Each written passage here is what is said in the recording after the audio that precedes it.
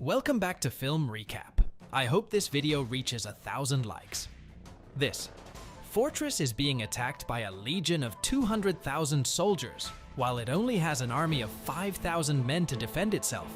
However, the small army is about to do something incredible in the face of these impossible odds. The emperor of the Tang Empire, Taizong, is referred to as the God of War, and he has arrived to attack and conquer the country of Goguryeo with 200,000 men. The general of Goguryeo Yon has decided to face Taizong's forces with 15,000 of his own men at Mount Drupal, and the fate of the country depends on this battle. Among those leading the charge from Yon's forces is a soldier named Samuel, and his brother, a woman who is said to be a clairvoyant that can talk to the gods of Goguryeo, is watching the battle intently. At first, it looks Yon's army have the upper hand in the battle, but then a separate legion of Taizong's forces appears from the rear and surrounds Yon's army. Yon's army starts getting brutally slaughtered, but Samuel and his brother fight valiantly. The clairvoyant says that she has already been shown a vision of this defeat. Jan tells his army to retreat, and Samuel's brother gets killed while trying to inform everyone of the order defeated and devastated. Yon's army makes its way back to their home. Samuel is carrying his brother on his back, and Yon orders him to drop the dead body. Samuel cries as he comes to terms with the reality. Taizong has captured the clairvoyant. She has with her a special bow and arrow, which is a holy relic of the country of Goguryeo. It is said that no one can wield this bow. Taizong tries to stretch it and fails as well. He asks his generals what is the next conquest on their way to the capital of Goguryeo, and they tell him it's the fortress of Ansi. They inform him that the commander of Ansi Yang does not follow General Yon's orders and is regarded as a traitor by the country of Goguryeo. Hence, the conquest will be easy, because Yang will have no support from the capital. Meanwhile, Jan orders Samuel to enter on sea and kill Yang because he and his armies refused to join Yon at the Battle of Mount Drupal, which has possibly cost them the entire war. Samuel is perfect for this job because he previously belonged to Ansi and can infiltrate the fortress. Samuel says that killing Yang will leave the Ansi people vulnerable against Taizong's armies, and Jan says that as long as the Ansi people follow Yang, they are all traitors. Anyway, let them die. He says they will abandon Ansi and make their final stand against Taizong in the capital. Samuel sets off for Ansi. On the way to Ansi, Samuel meets two lost Goguryeo soldiers who ask to join him on the mission to kill Yang. As the three travel, they come across two men trying to get their donkey cart out of the mud. After helping them, Samuel asks one of them to direct him to Yang, the commander of Ansi. The man reveals that he is Yang himself, the other two soldiers. Reckless try to attack Yang, but his General Chu easily defeats and kills them. He goes for Samuel next, but Samuel says that he is from Ansi and claims that people there know him. Yang tells Chu to take Samal prisoner so he can question him later. Chu knocks Samuel out. Samal wakes up and finds that they have arrived at the fortress of Ansi. Yang enters his home and is told that he is needed at the market. He arrives at the market to find that two of his lieutenants, Pung and Walbo, are fighting. He orders them to stop, and they immediately do. He is clearly very well respected. Samuel arrives to be questioned by Yang, and Yang immediately suspects that Samuel is a spy sent to kill him. He says that he is aware Yon calls him a traitor and wants him dead. Samuel says that he was chased to Ansi by Taizong's armies, and now he wants to fight alongside them. Yang considers him for a moment. Next, Yang introduces Samuel to his generals and says that if he wants to fight with them, he will carry the commander's flag into battle, which notifies the army of the commander's position at all times at night.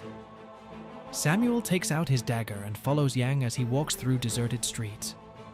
He finds that Yang is going to the house of a common couple that has recently had a baby.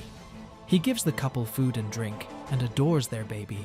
He asks the couple what they have named the little one, and they reveal that they have named the boy after him. Samuel notices that the people of Ansi have incredible respect and love for Yang. Next morning, Samuel sees Yang working alongside the common people, and an old man tells him that the people of Ansi see Yang as the fortress itself. He is Ansi. Yang asks Chu where his general Paso is, and Tu replies that he must still be asleep. Something clicks in Yang's head. He arrives at Paso's house and finds his sister Becca there. She's been naughty. Yang gets angry and chases after Paso with a bow and arrow, but Becca steps up to defend him. Yang says he's worried that one of them might die in the coming war, which would be very hard for the other. But Becca says that they are prepared for this. Just then, a horn sounds and Yang climbs the fortress wall to find that Taizong has sent a recon unit. His army is close. The ANSE army prepares to defend the fortress. Yang tells Samuel to trim his beard before the battle, and Samuel becomes nervous, as this is the perfect chance to kill Yang and complete his mission, almost as if he's read Samuel's mind. Yang says now is not the time. He says Samuel will get plenty of chances to kill him later. Samuel is shocked at how easily Yang has him figured out. Taizong's army arrives, and it consists of 200,000 men and plenty of siege weapons.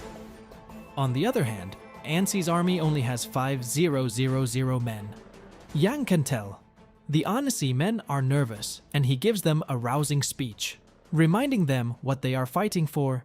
Taizong admires Yang for having a lot of heart. The battle begins, and Taizong's army throws massive rocks at the Anasi fortress. Despite the rocks doing much damage, the structural integrity of the walls remains intact, because the walls are filled with sand. Taizong orders his army to begin climbing the walls, and the real fighting begins. The massive siege ladders of the Taizong army provide them with easy access into the fortress. But Yang's men fight valiantly. The cavalries of Becca and Paso patiently wait for Yang's signal, as they have complete faith in their commander. After some fighting, Yang gives them the signal to flank the enemy from both sides. Meanwhile, Taizong's army starts breaking down the fortress door. They manage to enter, but walk straight into a trap set by Yang atop the fortress wall. Yang's army make a close formation and push Taizong's men over the edge. Yang gives the order to bring out huge crossbows, which are used to topple the siege ladders with no way left to climb the walls. Taizong has no choice but to order a retreat. Against all odds, NSE has repelled Taizong's army. Samuel is shocked later at night. Samuel has a dream in which he remembers the loss at Mount Drupal and sees Yorn calling him a traitor. He remembers his mission. Yang arrives in his room and finds Samuel there, holding a dagger against him. Samuel demands to know why Yang defied Yorn. Yang says that Yorn killed the king of Goguryeo, but Samuel says that that was necessary, since the king was releasing Taizong's prisoners. He was clearly under Taizong's influence. Yang argues that killing the king is what started this war in the first place, a war that didn't need to happen. Samuel says that regardless, the war did happen, and Yang did not send reinforcements at Mount Drupal, which cost the lives of thousands of Goguryeo soldiers. Yang replies that fighting Taizong in an open field is suicide, and if he sent his men, they would be dead too. Samuel calls him a coward and orders him to join General Yon. Yang replies that his duty is to protect. See, just then a horn sounds in the distance, and it is revealed that Taizong's armies have returned, this time with gigantic siege towers. Chu arrives to inform Yang, and he sees Samuel holding a dagger to his throat. He moves to kill Samuel, but Yang stops him, saying they need to deal with Taizong first. The siege towers allow lots of Taizong's men to invade at once, overwhelming the ANSI army. Yang observes the situation for a moment, then comes up with a plan. He has his men throw oil pouches and shoots them with flaming arrows in order to burn the siege towers. He does this to all the towers while simultaneously fighting the Taizong soldiers on the wall. After he lights the final tower on fire, he gets hit in the shoulder by a spear. He looks around and sees one of Taizong's generals approaching to kill him. He is saved at the very last second by Samuel, who stabs the general through the heart. Yang passes out. Yang wakes up 4 days later and thanks Samuel for saving him. Tai is enraged that such a small army and small fortress continue to defeat him. He comes up with a plan.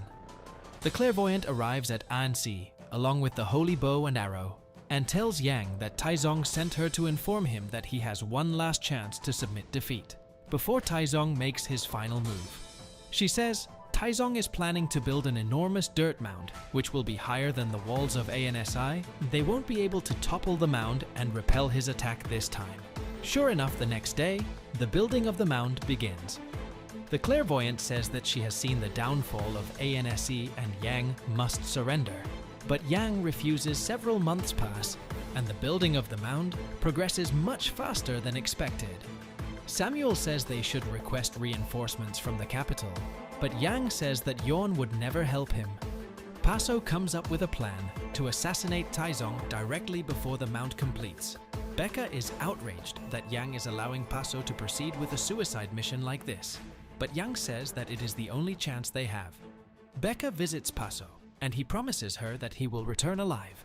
Paso and his men arrive to kill Taizong, but quickly realize they have walked straight.